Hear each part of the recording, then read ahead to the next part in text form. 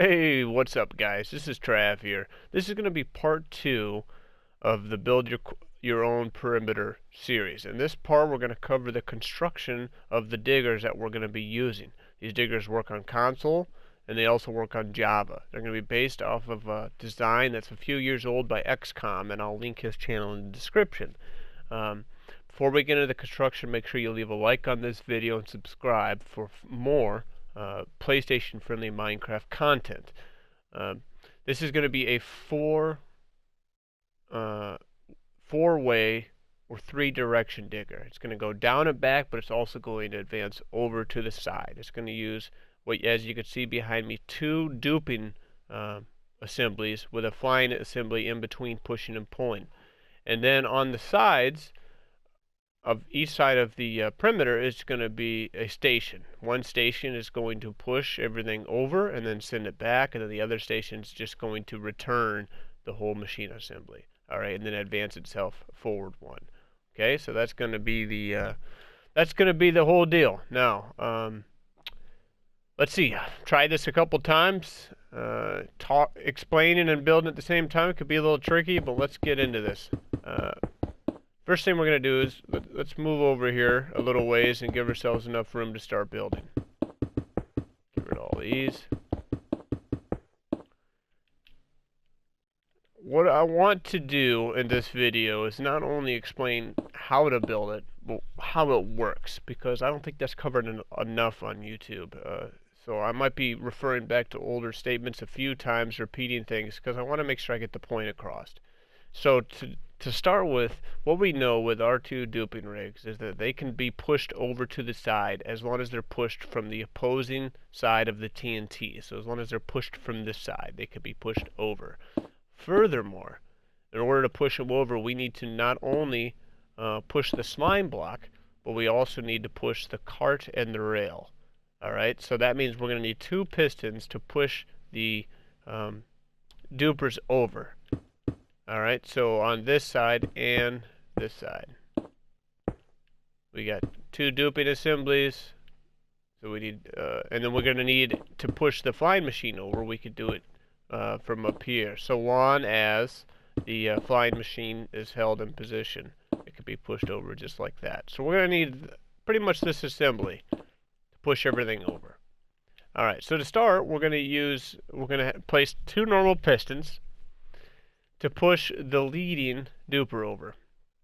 To activate these, we're going to go ahead and behind and underneath, we're going to place observers facing up. We're going to need 3 of them though, so do 3 of them.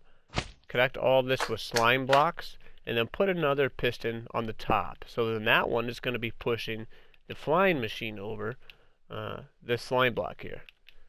Okay, so any piston, as you can start to see, that aims west or into the perimeter, because our perimeter is going to be built that direction. Any piston pushing that way are going to be pushing pistons, so they're going to be normal pistons.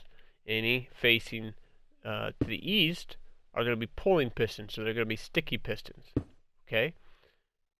Alright, so now that we have the pushing assembly on the front done, that's going to push the flying machine and the leading duper, we're going to go ahead and build a pusher for the rear, or the trailing duper. So put a block here, go over 1, 2, put a piston in front and one to the side. Alright, so like before, we need to power these from underneath and behind. So let's put 2 observers facing up, just like that, and put some slime blocks on those. So now we have the basics done. So let's start connecting everything. So we're going to need to advance both of these over one.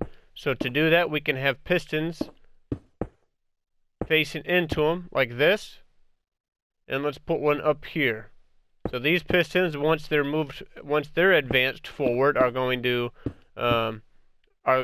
push, and then that's going to push these forward, and then these pistons will fire. Now to start connecting everything.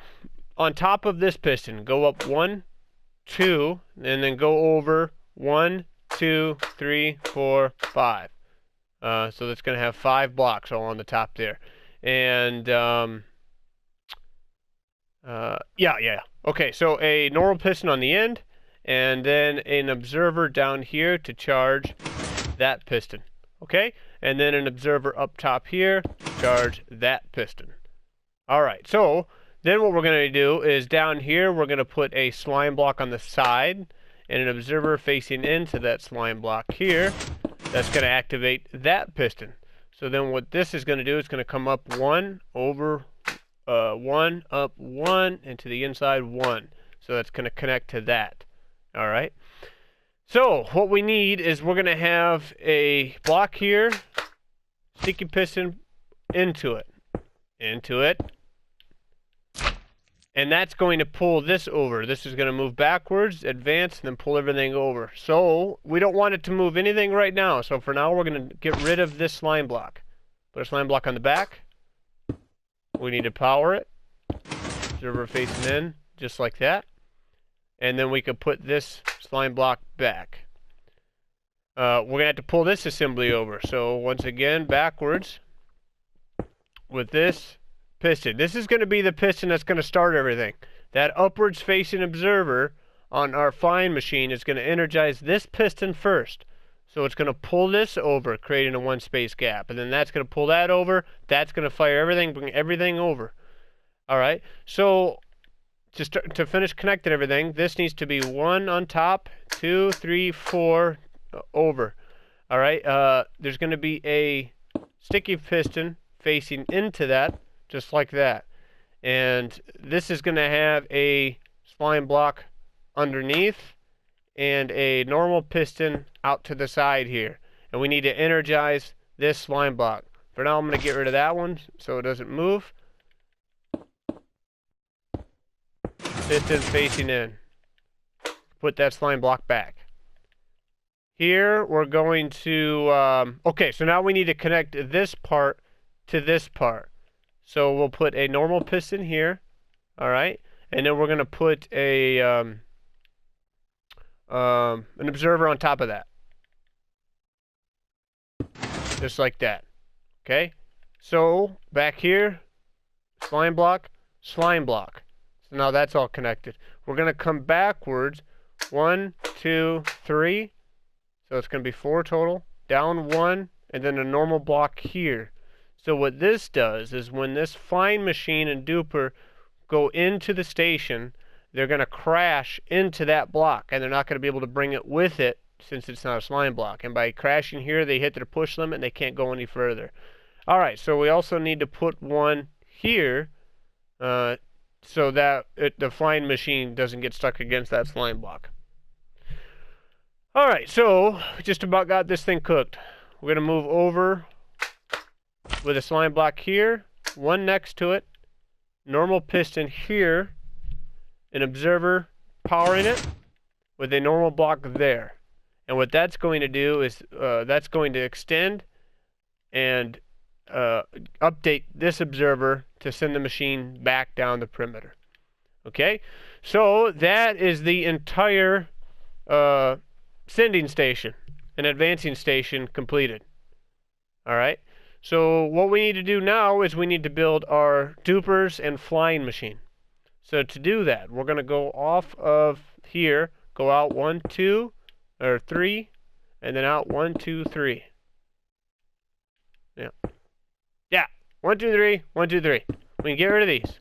Keep that one. And as we've done in the past with our dupers that I've had in other videos, start with a U shape right here. And let's see, we need to TNT, cart, rail. Put your rail, minecart with furnace. TNT is going to be here in this corner. So, in front of that, we're going to do a 2x2 going down, one on top. We can delete the slime blocks that are along the sides of the TNT, so there and there. Put a detector rail on top of that, and this thing's ready to be primed. So put a sticky piston here, turn it on, turn it off, just like that. And for now, so this thing's at its push limit, let's go ahead and throw a sign on that end. Now we don't want to leave the sticky piston here because we need a one space gap. So move it here. So that's going to be one part pushing and pulling that, and then we're going to need one kitty corner, pushing and pulling the next duper. Alright, so let's go ahead and put one more sticky piston here as a primer. Make our U-shape. TNT in the corner, detector rail, cart, 2x2 with slime going down. One above, knock out the ones that are touching the TNT. Detector rail on this one. We don't need a normal block here. We only needed it there to keep that from getting stuck. Man, let's see. This thing's ready to get primed. So prime, boom, there. I would definitely do a hard save at this point. We're going to block it off with obsidian. Now we just need to build the flying machine. So we're going to have slime blocks on top and connect them with 2 sticky pistons, just like this. Now all we need is observers facing down into these slime blocks. So for now, let's put slime on top of the pistons. Observer, we can knock out that slime block. Over here, observer, and we can knock out that slime block. Okay, so now we just need to do our activating observer on this side, facing up just like that. Okay, so that thing's done. So now we're going to have our return assembly. Let me get a block in here for now. The way this is going to work in your world is you're going to stand on top. I said on top, Trav. You're going to stand on top of this observer. Grab your map. Get your X and Y. We're at 59,107. You're going to go out and across your perimeter. And you're going to get to whatever the X and Y were. 59,107. Place a normal piston facing into the where you're going to be building your perimeter. Or west for us on top of that. Now we can get rid of that. Okay, so let's see. I think I got everything I need. Yeah. Alright, so we're going to take a pulse out of that. Go back. Up. Back. Down. And away. 2 normal blocks. On the nearest normal block, we're going to put a piston.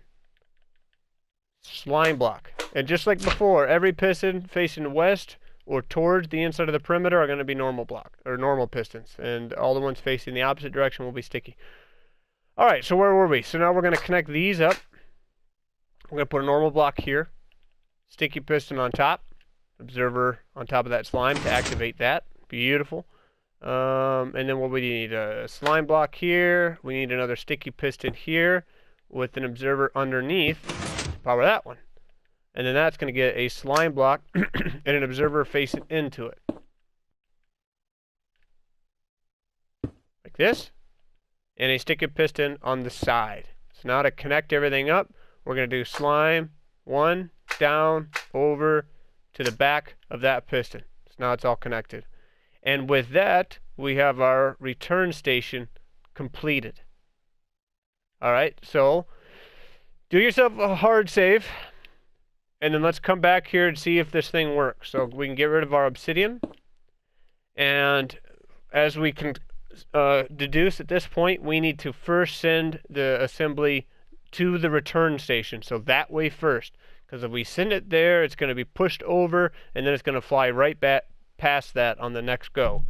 So from here, we're going to ignite the rear observer. And there it goes. Uh-oh, those llamas are in a bad spot.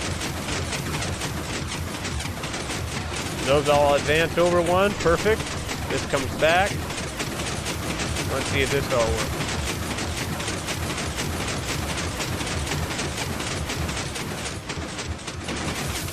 Everything gets pushed over and it keeps going. Did we kill him? Oh, I think we blew him up. Okay, so that's how it works. Now, to stop it, it's not an easy feat on survival. So what I like to do is I like to get to this station and build some scaffolding going out and then fly underneath it and place an immovable block underneath. Okay, so now we watch it when it comes back. So ideally, when you're ready to start this thing, you're ready for it to run for a while. You don't want to turn it on and let it just run for half an hour. So now the issue we see here is this duper does not have a space gap where this one does, and we need that gap. So what I do in survival is I drop down to here, get a block on there, fall down to it, go over, reach down, put a block on the side of that, one in there. Got a little platform you could stand on, get rid of this one touching the slime, get rid of these. Let's get ourselves a little bit closer here. You're going to need a lever.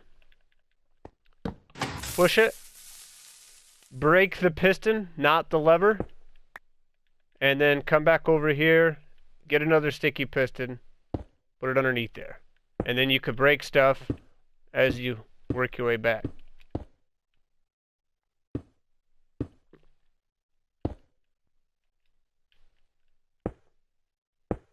There we go. And then we could get rid of our assembly here. And just like before, this needs to continue to the return station first, so I would activate that observer. Okay? Alright, so that is the entire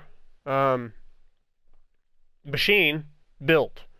Alright, so if you remember from the last video, part 1, I explained how to get the Y coordinate to know where to build your first one. So you have a couple things you could do here. First thing to keep in mind is you always have to keep this thing within entity render distance. So never more than like 150 blocks, so in the middle of your perimeter. If you're going to be actively coming behind this and cleaning up liquids, have another account log in, and then have them come down here 150 blocks and just stand to the side so they can keep that thing rendered the whole time while you're coming up behind it and cleaning liquids. Now that's going to save you some work or a little bit of time, but it's going to cause, it's more work. You know, so if you're like me and you have more AFK time but less manual time, what I did is I sent this unit and I let it go for about 4 or 5 hours, and then I built another one lower than it. So this one's going to take the first cut, and then I came down and I built the next one at about Y75. Don't do it any more than about Y78, so that way the TNT can reach all the way to bedrock. Build a second one and then send that one off. So now you have 2 of them going across your perimeter. It's going to take 20 hours for these ones to get across the 300 by 300 perimeter. So let those 2 go, and then you could completely AFK that. And then what I would do after that is then clean up all the liquids, build one more, once again at Y75, and then send the last one across. Okay? And then once that's all said and done, you're only going to have a little bit left to clean up. And you'll see in these following clips of what kind of mess you have between the stages. Alright? So let's go and check those out. Alright guys, well after you ran your first diggers across, it's going to look something like this. Okay? And there's going to be a lot of liquids to clean up. Now you'll do the best you can when they go across, if you have the time or are active online, that you can clean up some of these in the process. But a lot of times you're just going to be busy and you're not going to want to do those things. Maybe you're eating or sleeping. Just let these diggers go. They'll stop at the end, and then you'll be left with this mess. And we could always just run one more digger. Okay, so then what you're going to have to do after that is you're going to have to go through here and clean all these liquids so the last digger can come through and clean it. So you could kind of see what I've been doing. You could use sand. You're going to need a whole shit ton of sand. You could use buckets. You know, and scoop the lava, whatever you prefer. And then you're going to need some sponges that you could use the same ones that you used to drain the swamp to come through here and get rid of all the water. And you can kind of see on this edge here the difference between where the first digger came across, the height at which it was, which is about where we're flying. Okay, the height of where that TNT fell and exploded, to where the second digger ran, was able to get all the way to bedrock. So in theory, you could probably get away with doing this all with just 2 diggers and get it all the way to bedrock if you're completely active in cleaning all the liquids as it goes. See, right in here, I was pretty active in cleaning it as I went. But that's a lot of work and it's very hard to keep up with it. Then you have to worry about it dropping TNT on your head while you work. So I figured, you know, it's worth it. Just let it go and then come in here afterwards using sand and using sponges to then clean all this up. Well, guys, thank you for sticking with me for this long. All right. I appreciate it. It was a lot of information. I'm basically throwing spaghetti at the wall and hoping some of it's going to stick. Okay. In the beginning, we covered the construction of our digger. And then after that, we talked about the different stages on how to utilize this to successfully dig a perimeter. Okay. I appreciate you guys sticking around. Make sure you leave a like on the video and subscribe for future PlayStation 4 Minecraft content. If you have any questions or if any problems come up in your world, let me know in the comments below and I'll do my best to help you out. Once again, guys, thank you for watching. Enjoy your day. Enjoy the rest of your week. This is Trav.